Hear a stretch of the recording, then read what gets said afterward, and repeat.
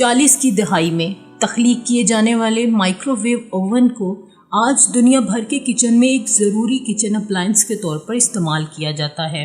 लोग इसमें नित नई डिशेस तैयार करते हैं और साथ ही इन्हें चीज़ें गर्म करने के लिए भी इस्तेमाल किया जाता है।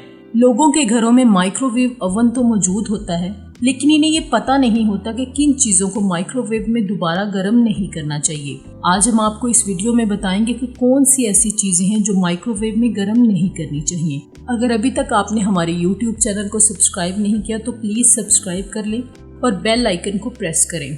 उबले हुए अंडे। अगर उबले हुए अंडे ठंडे हो गए हैं और आप सोच रहे हैं कि इन्हें माइक्रोवेव में गर्म कर लिया जाए तो ऐसा ना करें, वरना अंडे माइक्रोवेव में जाने के बाद इस तरह फट जाएंगे कि जैसे कोई बम फटता है।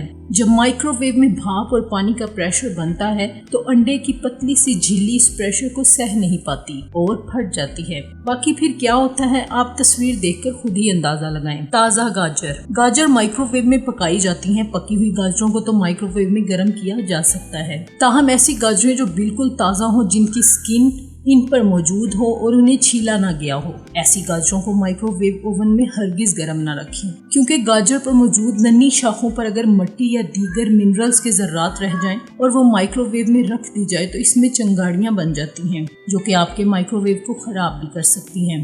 प्रोसेस्ड गोश्त या फ्रोज़न गोश्त।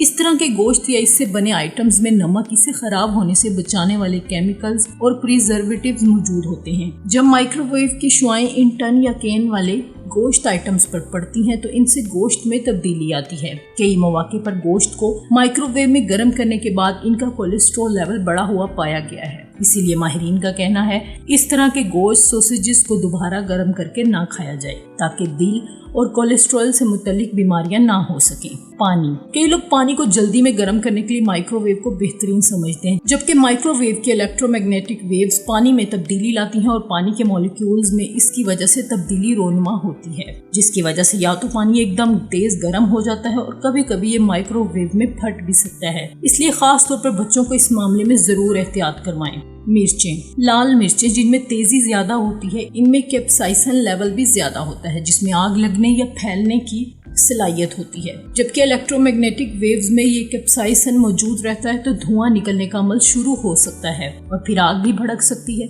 ये फायर और धुआं इंसान को स्किन एलर्जी में भी मुब्तला कर सकता है। चिकन को अगर अच्छी तरह ना पकाया जाए तो इसमें एक खास किस्म का बैक्टीरिया सैल्मोनीला पाया जाता है। जब मैरिनेट किया गया चिकन या मुर्गी का आधा पका और आधे गोश्त को माइक्रोवेव में गर्म करने के लिए रखा जाए तो इसमें ये बैक्टीरिया मौजूद रहने का खदशा रहता है। इसलिए माहिरीन अक्सर गोश्त को माइक्रोवेव में गर्म करने से मना करते हैं और इसे चूल्हे पर पकाने का कहते हैं, ताकि तेज आंच की वजह से बैक्टीरिया जिंदा ना रह पाए और मुर्गी का गोश्त सेहतमंद रहे। टमाटर या टोमेटो सॉस।